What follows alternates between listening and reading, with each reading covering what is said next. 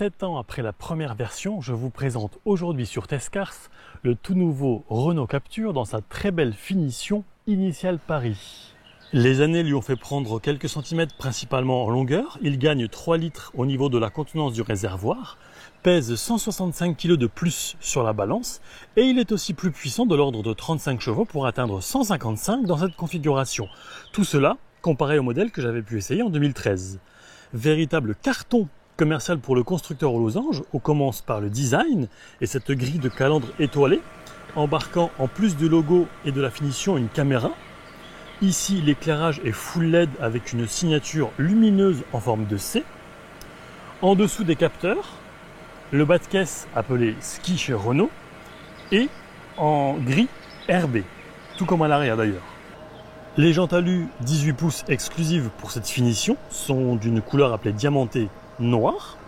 Vous remarquez les inserts chromés sur les ailes avant, ainsi que les protections inférieures de porte avec jonc chromé, et aussi à l'arrière le badge Initial Paris.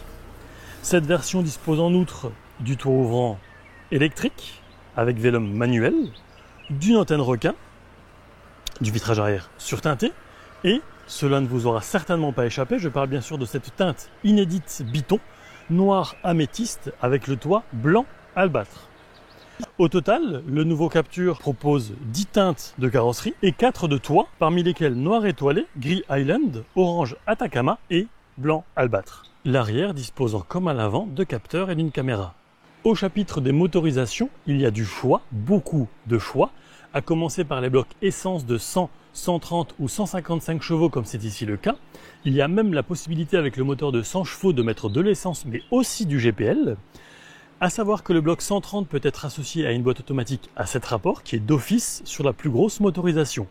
La cylindrée de notre modèle d'essai est de 1330 cm3, donc 1,3 litre, pour une consommation mixte de 6,5 litres au 100 km. En diesel, il y a 2 blocs, les Blue DCI 95 et 115, ce dernier pouvant être associé également à la boîte automatique. Enfin, une version plug-in hybride est disponible, qui dispose de 160 chevaux, peut rouler en tout électrique jusqu'à 135 km/h en mode pur, et surtout peut parcourir jusqu'à 65 km dans le silence le plus complet. En termes de charge, il faut compter environ 3 heures sur une prise 16 ampères. On passe maintenant à l'intérieur. Waouh! Ça a été ma première réaction lorsque j'ai découvert l'intérieur du nouveau Captur. Alors non pas pour le gel désinfectant, non, pas pour ça, mais pour notamment sa sellerie, mais ça j'y viens dans un instant. Donc à l'intérieur, on commence par le seuil de porte estampillé initial. Alors il faut savoir que l'entrée dans le véhicule se fait sans clé, donc le véhicule se déverrouille automatiquement lorsque l'on s'en approche. Ici, vous avez des panneaux de porte gainés de cuir avec des surpiqûres cognac, qu'on verra certainement mieux sur la sellerie. Les sièges sont en cuir matelassé beige, maintien top. Ils sont donc électriques sur 6 voies. Il y a également le réglage lombaire qui est manuel. Ils sont chauffants sur 2 niveaux. Le volant est également chauffant. On revient brièvement sur la portière avec un système audio signé Bose. Et ici, un petit morceau du bandeau supérieur d'inspiration bois. On va s'installer.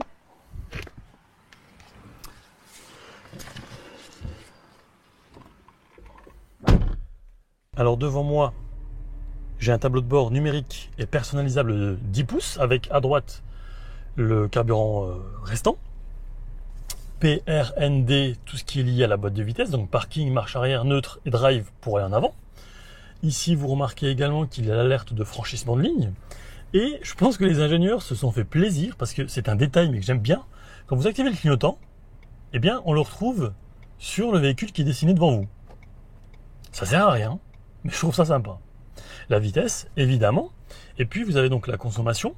Mais aussi, lorsque vous roulez, il y a le couple donc en newton-mètre, et aussi la puissance en chevaux qui est demandée. Ici, vous avez la commande pour le maintien de voie, l'éclairage au sein de l'habitacle, la hauteur des phares et le volant chauffant. Au centre, vous avez un écran tactile avec un système multimédia EasyLink de 9,3 pouces, compatible Apple CarPlay et Android Auto. Il y a également une connectivité 4G avec le bouton SOS. Ça propose également la mise à jour de la navigation et aussi le prix des carburants en temps réel. Je vais vous montrer un petit peu ce qui s'affiche sur cet écran, à commencer par la caméra de recul, avec notamment la vue à 360 degrés. C'est très pratique. Il y a aussi les lignes qui bougent lorsque l'on bouge le volant. Ensuite, parking. Donc, téléphone en Bluetooth, c'est évident. On a la navigation aussi plein écran. Il y a en fait sur le deuxième onglet les aides à la conduite. Donc ça, c'est lié à MySense. Donc il y a 3 modes de conduite possibles via le système MultiSense, Sport, Eco ou MySense. Alors là, vous pouvez choisir donc la distance de suivi avec le véhicule qui vous précède et également avec cette commande ici. Avec le régulateur de vitesse, c'est vraiment pas mal. Lecture des panneaux, le maintien dans la voie avec différentes possibilités. C'est bien que ce soit personnalisable, j'apprécie beaucoup. Et d'ailleurs, mention très bien au régulateur de vitesse qui ne dépasse pas la vitesse en descente. Ça, franchement, c'est top. Voilà, donc là, on reprend les 3 modes de conduite et on peut le configurer. Alors, je vais changer les compteurs. Là, on est en éco. Là, on est en confort, donc il n'y a pas une grande différence. Classique et sport. À savoir aussi, c'est que on peut changer l'éclairage. Alors, je ne sais pas si vous le verrez ici. Un petit peu. Ici, c'est bleuté. Évidemment, on le verra mieux la nuit. Et on peut en choisir d'autres au sein de l'habitacle. Encore une fois, c'est pas indispensable, mais ça permet de personnaliser sa voiture. En dessous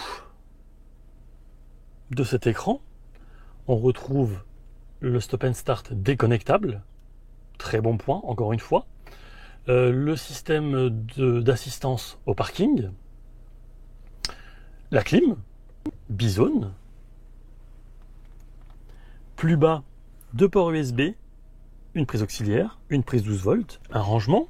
Ici, vous avez en fait une console flottante avec le levier de vitesse e-shifter. Et en dessous, un petit peu caché, mais malgré tout très facile d'accès, un chargeur par induction. Frein à main, automatique, un porte-gobelet, ce qu'il faut pour ranger quelques pièces. Et en dessous de la coudoir centrale, un petit peu de rangement. La première chose vraiment qui tranche nettement avec la première génération, eh bien, c'est tout ce qui est équipement informatique, équipement technologique, bien sûr, mais aussi le confort à bord et avec des suspensions qui sont nettement plus souples. On passe à l'arrière.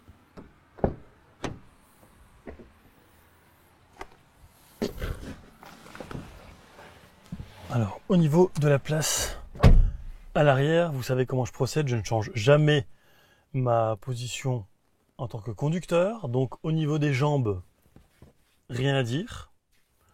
Au niveau de la tête, en enlevant les lunettes, il reste ça. C'est amplement suffisant. Et puis surtout, il y a de l'espace et en fait, le toit ouvrant panoramique donne une sensation de véritable puits de lumière au sein de l'habitacle et même et surtout, je dirais, à l'arrière. Et ça, c'est waouh. Il faut dire aussi que la couleur en fait la couleur de l'intérieur du véhicule fait que tout semble un petit peu plus grand, plus lumineux. Autre chose, la banquette arrière est coulissante sur 16 cm, ce qui permet forcément d'augmenter le volume de chargement. Et d'ailleurs, on part au coffre, qui propose un volume de chargement compris entre 422 et 536 litres selon que vous ayez modifié la position de la banquette arrière, et jusqu'à 1275 litres une fois que celle-ci est rabattue. Ces chiffres, pour la version PHEV, sont entre 256 et 379 et jusqu'à 1118. Au chapitre sécurité, Il y a donc le système Easy Park Assist pour se garer facilement, le régulateur de vitesse avec Stop and Go, les caméras qui proposent un système 360 degrés, les feux de route automatiques, l'assistant autoroute et trafic, donc qui régule la vitesse jusqu'à 160 km/h, maintient les distances de sécurité tout en assurant le centrage du véhicule dans la voie, l'alerte d'angle mort, l'alerte de franchissement de ligne et l'assistant de maintien dans la voie, on l'a déjà vu, qui corrige la trajectoire si on chevauche une ligne blanche, sans avoir activé le clignotant. D'ailleurs, ça devrait être de série sur le parc roulant mondial. Bref, il y a en outre le freinage automatique d'urgence avec la détection des piétons et l'alerte de survitesse avec lecture des panneaux via une caméra, et ça propose aussi d'adapter sa vitesse. Le nouveau Captur est disponible en 4 niveaux de finition. Life des 17 719 €, Zen des 19 846, Intense 21 973 et enfin la version présentée ici, Initial Paris, démarre à 27 755, notre modèle s'affichant à 30 937 €. Tous ces prix étant en TVA luxembourgeoise, donc à 17%. En conclusion, je retiendrai de laisser de ce nouveau Captur une ergonomie générale bien pensée, une console centrale flottante assez originale, une large palette de motorisation, qui tend encore à s'étoffer d'ailleurs avec l'arrivée d'une version hybride avec donc 2 moteurs, un essence plus un électrique à l'horizon 2021. J'ai aussi apprécié le fait que la banquette arrière soit coulissante. Et enfin, l'insonorisation jusqu'à 80 km/h, puisque par contre au-delà, on entend quand même pas mal les bruits d'air. C'est peut-être là d'ailleurs le seul point noir du véhicule. Au final, je n'ai que peu de doute que ce nouveau Captur sera de nouveau un best-seller pour la marque aux losanges. Merci à Régine et Philippe de Renault Belux et de Renault Retail Group situé à Gasperich pour cet essai. Si ce dernier vous a plu, n'hésitez pas à vous abonner, à commenter, à partager cette publication. Et quant à moi, je vous dis à très vite pour de prochaines aventures. Ciao!